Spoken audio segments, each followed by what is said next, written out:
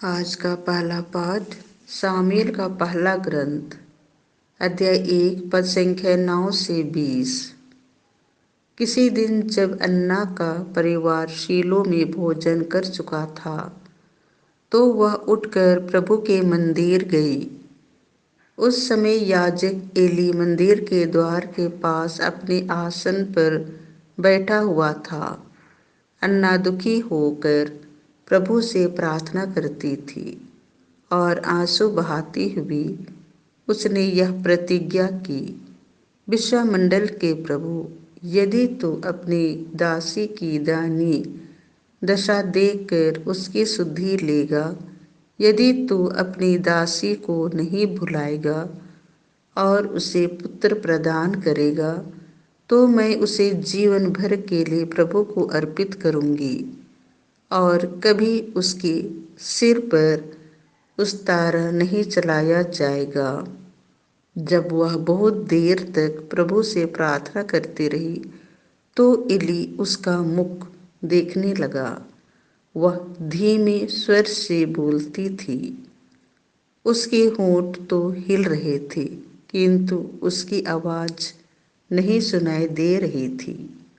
इसीलिए एली को लगा कि वह नशे में है। उसने उससे कहा, कब तक नशे में रहोगी?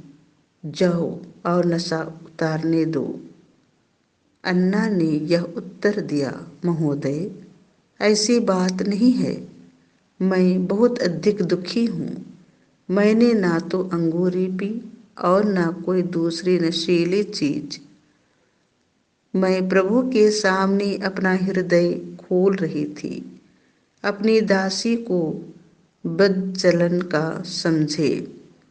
मैं दुख और शोक से व्याकुल होकर इतनी देर तक प्रार्थना करती रही। एली ने उससे कहा, शांति ग्रहण कर जाओ। इस्राएल का प्रभु तुम्हारी प्रार्थना स्वीकार करे। इस पर अन्ना यह उत्तर देकर चली गई, आपकी कृपा दृष्टि आपकी दासी पर बनी रहे। उसने भोजन किया और उसकी उदासी दूर हो गई।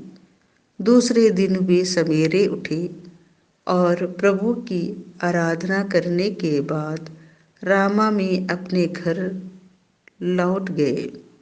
एलकाना का अपनी पत्नी अन्ना से संसर्ग हुआ और प्रभु ने उसे याद किया। अन्ना गर्भवती हो गई।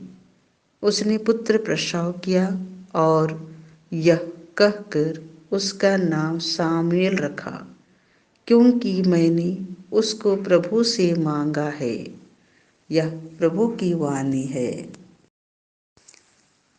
संत मार्कुस के अनुसार पवित्र सुसमाचार अध्याय 1 पद संख्या 21 से 28। वे कफरनाहुम आए। जब विश्राम दिवस आया तो ऐसा सभागृह गए और शिक्षा देते रहे। लोग उनकी शिक्षा सुनकर अचंभे में पड़ जाते थे, क्योंकि वे शास्त्रियों की तरह नहीं बल्कि अधिकार के साथ शिक्षा देते थे। सभागृह में एक मनुष्य था जो अशुद्ध आत्मा के वश में था। वह ऊंचे स्वर से चिल्लाया, ईसा नाजरी, हमसे आपको क्या आप हमारा सर्वनाश करने आए हैं? मैं जानता हूँ कि आप कौन हैं, ईश्वर के भेजे हुए परम पावन पुरुष। ईसा ने यह कहते हुए उसे डांटा, चुप रह, इस मनुष्य से बाहर निकल जा।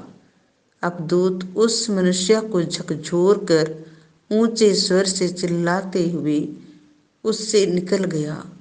सब चकित रह गए और आपस में कहते रहे, यह क्या है?